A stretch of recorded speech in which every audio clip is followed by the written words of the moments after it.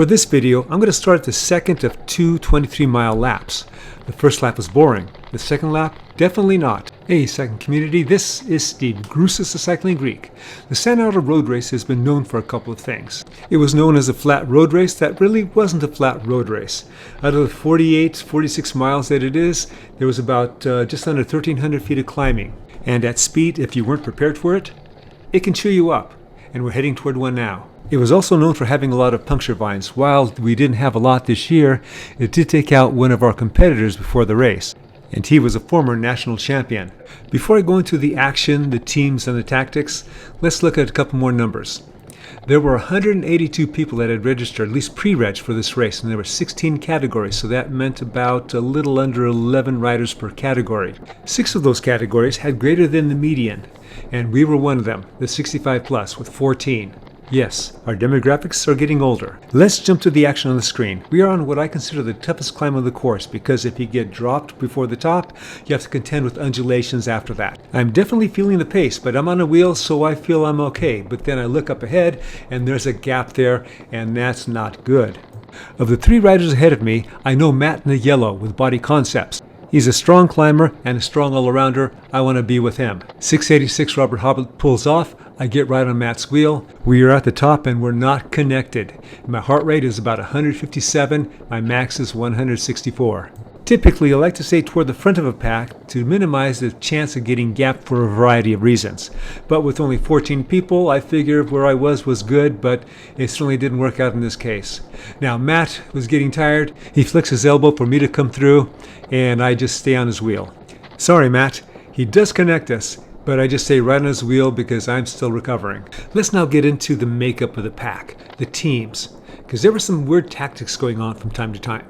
There were 2 teams that had 4 riders and the rest of us were just solo riders. The strongest of the 2 teams was Penn Velo. They had a couple of slightly different styles of yellow, red, orange uniforms that you see in front of me. The other team was Body Concepts in the yellow. Even though I considered Penn Velo the odds-on favorite to win this race, they had to contend with Body Concepts because of their particular strengths. Now here's one of the odd tactics I observed. Now this is a small one, there was a bigger one later on. Penn Velo's Eric Salinger is attempting to get away. Then all of a sudden, Penn Velo's Steve Clifton is going after him. This was the opportunity I was looking for, to get away with either a Penn Velo or a Body Concepts. Now you may be thinking, why not get away with one of each of them in the break? But that wasn't going to happen. If all of a sudden I found myself in the break with the other 2, Penn Velo would probably shut it down. Why would they want to shut it down? Well, their main tactic is to finish in a bunch sprint. Of their 4 riders, Tim Davis and Steve Clifton are multiple district champions, with Steve also being a national podium placer. Eric Salinger is a strong domestique and breakaway guy. Shin Umeda I'm not familiar with, but I understand he's a strong sprinter in his own right.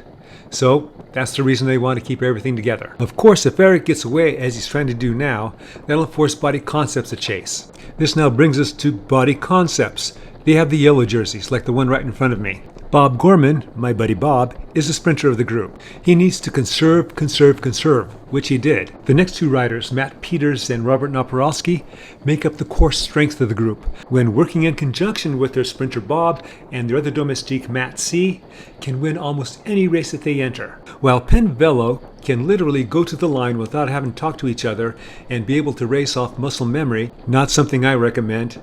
Body Concepts, especially when competing against Penn Velo, cannot do that. Of course, my earlier statement can be wrong about Penn Velo wanting to finish in a bunch sprint. Shin Umeda is not letting Eric have all the fun as he puts in an attack from the back. The first person to cover that attack is the other factor in this race, Big Tom McCullough. While you won't find Tom at mountainous road races like Patterson Pass, you will find him on anything flat. While Penn Velo is concerned about the 4-man team of Body Concepts, they were very concerned about the 1-man team of Tom McCullough. His sprint is on par with Steve and Tim's.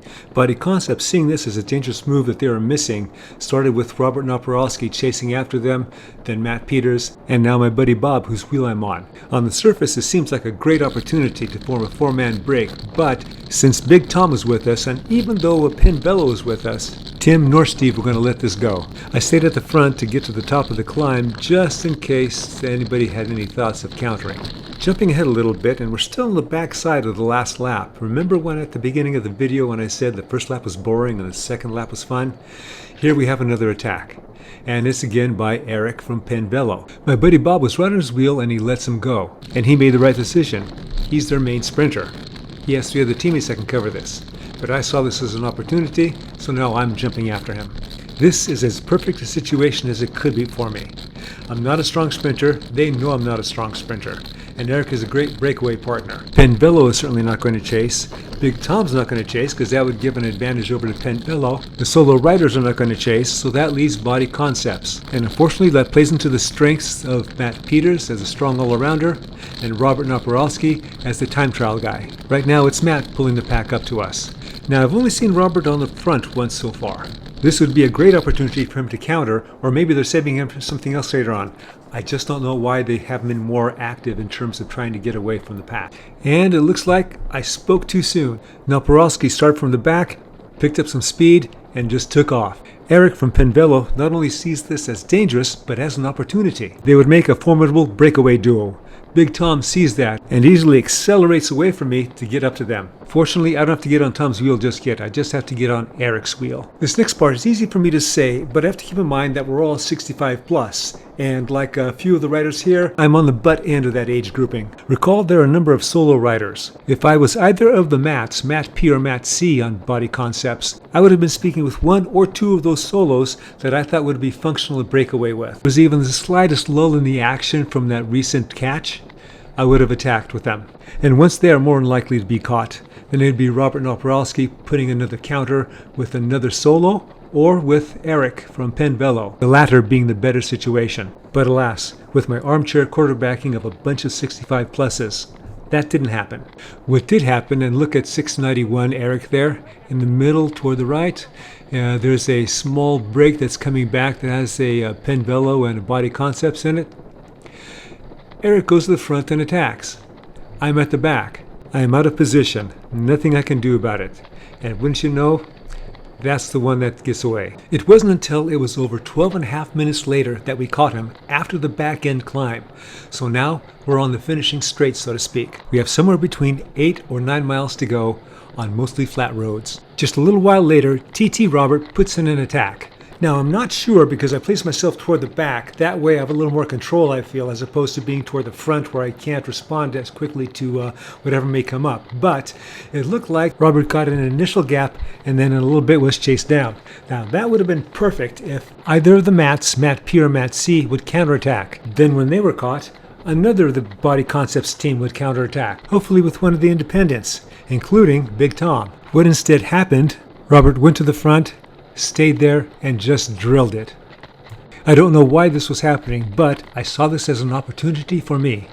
At some point he's got to slow down just a little bit, and when he does, that's when I go. Robert finally slowed with 2 miles to go. That was it, and I was off. I seemed to catch him at the right time. Robert looked back to see if anyone was jumping after me. Tim Davis was right behind him, and he wasn't going to go unless he was on somebody's wheel, and others were doing the same thing. I was heading into the town of San Ardo.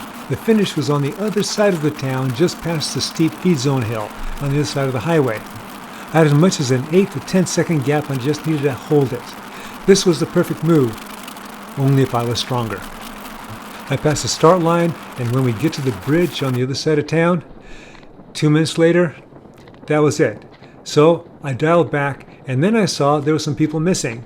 So I dug to get back on their wheels. And that, I tell you, hurt. It took a while to get back on the wheels, but get back on the wheels I did. All I had to do now was stay connected over the steep feed zone hill that's coming up. That was easier said than done. And done it was not. The Penvelo rider that you see coming off the back right now, that's Eric Sullender. He's the one that put in all those attacks and that chased me down. I would have loved to caught him and beat him, but that wasn't going to happen. At this point, I had no idea how close someone was behind me, so I just kept spinning and kept it steady as I could. Alright, I spent a lot of time on tactics and talking about other teams' tactics and what I thought they should have done and what they did. Do you think I was right? Do you think I was wrong? Comment below. Let me know what you think. I especially want to hear from the riders in this race. I hope you enjoyed this video and you got something out of it. As always, remember, comment, like, subscribe. The Cycling Greek.